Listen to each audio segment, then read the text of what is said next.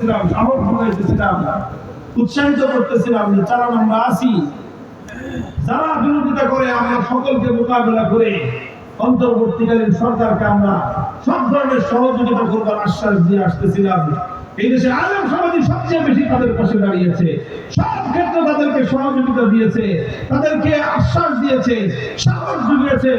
বড় বড় রাজনৈতিক দলগুলো তাদের বিরুদ্ধে মাঠে নামতেছে, আলেম সমাজ তাদের পক্ষে থাকতেছে, কারণ তারা এতদিন পর্যন্ত ইসলামের বিপক্ষে অবস্থান নেয় নাই। শুধু এই জন্য যদি মনে করে থাকে এটা পার্মানেন্ট ব্যবস্থা দূর করবে, বোকার স্বর্গে বাস করবে না। আমরা আল্লাহর কোরআনের বিরুদ্ধাচরণকারী কারোর সাথে ক্লিক করি না। যে কোরআনের বিরুদ্ধে যাবে, ইসলামের বিরুদ্ধে যে যাবে, সে যেই হোক না কেন, মাথার উপর থেকে পায়ের নিচে ফালায় দিতে এক মুহূর্ত আমাদের বিলম্ব হবে। ওলামায়ে ইকরাম হেফাজতে ইসলামের পক্ষ থেকে আগামী 3 তারিখ, মে মাসের 3 তারিখ শনিবার দিন ঐতিহাসিক সোহরাওয়ার্দী উদ্যানে এই কলঙ্কিত বাংলাদেশের ইতিহাসের কলঙ্কজনক এই অধ্যায়কে মুছে ফেলার জন্য জাতিকে একত্রিত হওয়ার ডাক দিয়েছে। যাবেন তো ইনশাআল্লাহ? হ্যাঁ, যাবেন তো? কারা কারা যাবেন? হাত তোলেন। আল্লাহ পাক কবুল করেন। আমিন। আমি দেশের মানুষকে বলি, দেখেন আপনারা সবসময় নিজের কাজ করবেন, কিন্তু যখন সম্মিলিতভাবে আলেম সমাজ আপনাদেরকে ডাক দিবে, তখন আলেম সমাজের পাশে থাকবেন। ইনশাআল্লাহ এই দেশ থেকে কেউ ইসলামের নাম নিশানা মুছে ফেলতে পারবে না। ইনশাআল্লাহ পারবে না। যত বড় শক্তি হোক দেখা দিয়েছে, শাপলা চত্বরে রক্তের গঙ্গা প্রবাহিত করেছে, হাজার হাজার রাউন্ড গুলি বর্ষণ করে আমাদের সন্তানদের বুকগুলোকে ঝাঁঝরা করে দিয়ে আমাদের সঙ্গে অনেক কটাক্ষ করা হয়েছিল। বলেছিল আমরা নাকি শাপলা চত্বরে বুকের মধ্যে গায়ে রং মেখে শুয়েছিলাম, আমাদের কোনো মানুষকে নাকি হত্যা করা হয় নাই। অথচ বাংলার ঘরে ঘরে শাপলা চত্বরের শহীদ পরিবারের হাজারের কান্নার আওয়াজ এখনো শোনা যায়।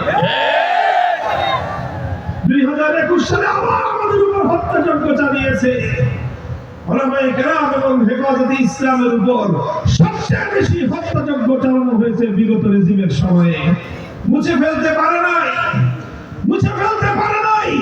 আমাদেরকে, আল্লাহর কোরআনের অনুসারীদেরকে, হকের ঝান্ডাবাহীদেরকে কেউ যদি মনে করে গুলি করে হত্যা করে শহীদ করে শেষ করে দিবে, তার চেয়ে বড় বোকা দুনিয়াতে আর কেউ নাই। ইসলামের জন্য যখন শাহাদাতের রক্ত মাটিতে পড়ে, প্রতি ফোঁটা শাহাদাতের রক্ত থেকে নতুন মুজাহিদের জন্ম হয়। আলহামদুলিল্লাহ, শাপলা চত্বরে যখন নবী প্রেমের ডাকে আহ্বান জানানো হয়েছিল, দেশের মানুষ পঙ্গপালের মতো ছুটেছিল। বাংলাদেশের ইতিহাসে এক নজিরবিহীন এক ঐতিহাসিক ঘটনার জন্ম নিয়েছিল। কথা বলেন ঠিক কিনা? ইনশাআল্লাহ আগামী 3 তারিখ, মে মাসের 3 তারিখ আল্লাহর কোরআনের এই বিধানকে সমুন্নত রাখার জন্য এবং কোরআন বিরোধী এই ধরনের কটাক্ষ যারা করবে তাদের জিক ছেড়ে ফেলবার পয়গাম পৌঁছে দেওয়ার জন্য আবার আরেকটা শাপলা চত্বর কায়েম করতে হবে।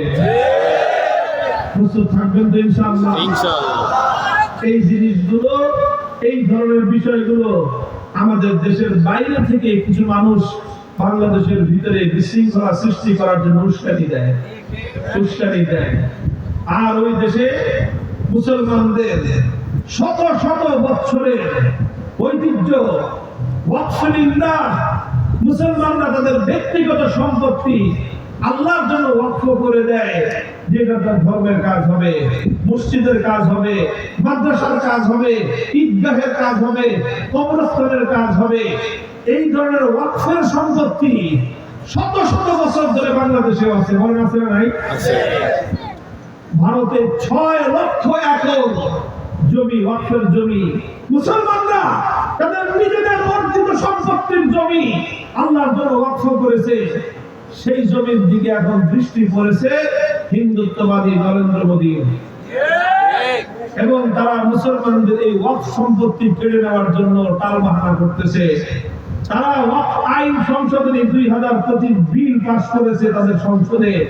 এই বিলের মাধ্যমে তারা মুসলমানদের এই ওয়াকফ সম্পত্তিগুলোতে হিন্দুদের ভাগ বসাইতে চায়। অথচ তাদের মন্দিরের সম্পদে কিন্তু এক ফোঁটা এক কানা করিয়ে মুসলমানদের ভাগ দিবে না। মুসলমানদের মসজিদ মাদ্রাসার জমিগুলো কেড়ে নেওয়ার জন্য নতুন পায়তারা শুরু করেছে তারা। আমরা ভারতকে স্মরণ করায় দিতে চাই, 700 বছর ভারত কিন্তু শাসন আমরা করেছিলাম।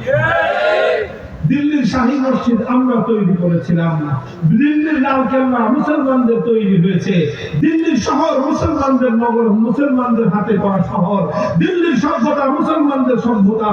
দিল্লি এবং গোটা ভারতবর্ষের পাড়ায় পাড়ায়, ভারতবর্ষের জেলায় জেলায়, বিভিন্ন অঞ্চলে অঞ্চলে মুসলমানদের হাজার বছরের ইতিহাস এবং ঐতিহ্যের, কৃতজ্ঞতার, সেই সকল নিয়ামতের এবং মুসলমানদের অবদানের নানা ধরনের তোমাদের স্মৃতি স্মারক আজও পর্যন্ত দাঁড়িয়ে আছে। এখন তোমরা সেই ভারতে মুসলমানদেরকে নানাভাবে কোণঠাসা করার, নির্মূল করার পায়তারা চালাচ্ছে। কথা বলেন ঠিক না বেঠিক? তারা বাবরি মসজিদ শহীদ করে ক্ষান্ত হয় নাই, সেখানে তারা রাম মন্দির নির্মাণ করেছে। মুহতারাম হাজরিন, বাংলাদেশের মুসলমানরা বাবরি মসজিদ শহীদ করার পরেও চুপ থাকে নাই, ভারতের মুসলমানদের পাশে তারা দাঁড়িয়েছিল। আজও ওয়াকফ বিলকে কেন্দ্র করে, বিতর্কিত ওয়াকফ বিলকে কেন্দ্র করে গোটা ভারত জুড়ে মুসলমানরা ফুঁসে উঠেছে। এই পরিস্থিতিতে ঐতিহাসিক দায়িত্ব অর্পিত হয় প্রতিবেশী দেশ হিসেবে বাংলাদেশের মুসলমানদের উপর।